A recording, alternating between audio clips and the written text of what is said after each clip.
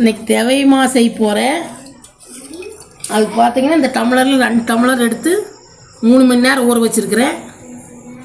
களைஞ்சி ஊற வச்சுக்குங்க. இதை கெட்டி ஆட்டிக்கலாம். இது பழைய காலத்து பலகாரம். எங்கள் அம்மாலாம் அவை மருமனுக்கு செஞ்சு போட்டது இந்த மாதிரி. இப்போல்லாம் என்னென்னமோ பலகாரம் வந்துருச்சு.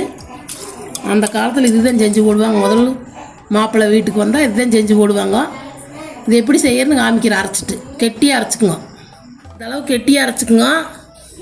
நீங்கள் ஆட்டுக்கல் ஆட்டினா தான் நல்லாயிருக்கு. நாங்கள் மிக்சியில் அரைச்சோம். கிரைண்டரில் வேணாலும் அரைச்சிக்கலாம். எல்லாம் கூட ஆட்டுக்கல் ஆட்டினா தான் நல்லாயிருக்கு. இப்போல்லாம் ஆட்ட முடியறதில்ல. இது பார்த்திங்கன்னா நார்மலாக நாம் சாப்பாடு செய்கிற அரிசி தான் எடுத்துருக்கிறேன். நீங்கள் எந்த அரிசி வேணாலும் எடுத்துக்கலாம். இட்லி அரிசி, ரேஷன் அரிசியில் கூட செய்யலாம். இந்த மாதிரி அரைச்சி நீங்கள் எப்படி செய்யணும்னு காமிக்கிறேன். அடுப்பு பாத்திரம் வச்சு வடைச்சட்டி வச்சுக்கோங்க. கொஞ்சம் அடிக்கனமான பாத்திரமாக வச்சுக்கோங்க. எங்கள் வீட்டில் இதுதான் இருக்குது வைக்கிறோம். நீங்கள் இதை கூட இரும்பு வடைச்சட்டி இருந்தால் வச்சுக்கோங்க. நெய் வேணால் சேர்த்துக்கலாம். நான் எண்ணெய் தான் சேர்த்துறேன். எங்களுக்கு எண்ணெய் தான் பிடிக்கும். உங்களுக்கு நெய் டேஸ்ட் பிடிக்குன்னா நெய் சேர்த்துக்கோங்க. நாங்கள் எண்ணெய் ஊற்றி செய்வோம். கடலை எண்ணெய்.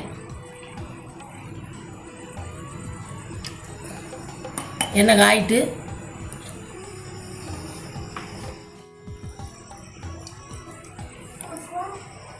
மாவு போட்டுக்குங்க. எண்ணெய் காஞ்சா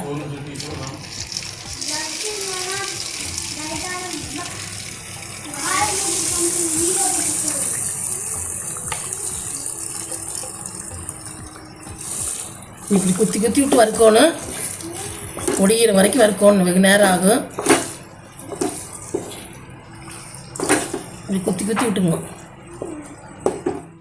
இப்படி குத்தி குத்தி விட்டு கொஞ்சம் அடுப்பு சிம்மில் வச்சு பொறுமையாக வறுத்துக்குங்க. கொஞ்சம் லேட்டாகும் வறுக்கிறதுக்கு. கொஞ்சம் வறுத்ததுக்கப்புறம் காமிக்கிறேன். குத்தி குத்தி விட்டு வறுத்துக்குங்க. பொடியாகிற வரைக்கும் இந்த மாதிரி குத்தி குத்தி கை விடாத போட்டிகிட்டே இருக்கணும். இப்படி குத்தி குத்தி விடணும். இந்த மாதிரி கொஞ்சம் வறுவட்ட வர காமிக்கிறேன்.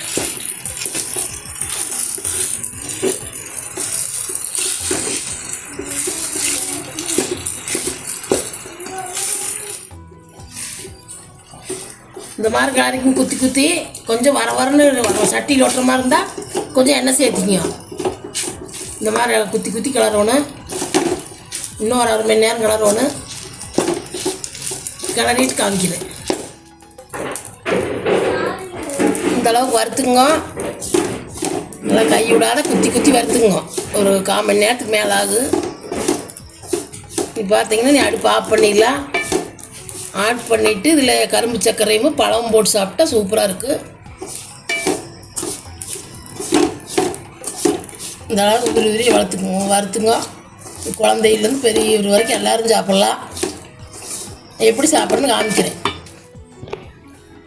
பார்த்தீங்கன்னா இப்படி போட்டுக்குங்க. கொஞ்சமாக இப்படி கரும்பு சக்கரை போட்டுங்க. இப்படி 2 பழம் வச்சுங்க. 1 பழமாக 2 பழமாக வச்சுக்கோங்க.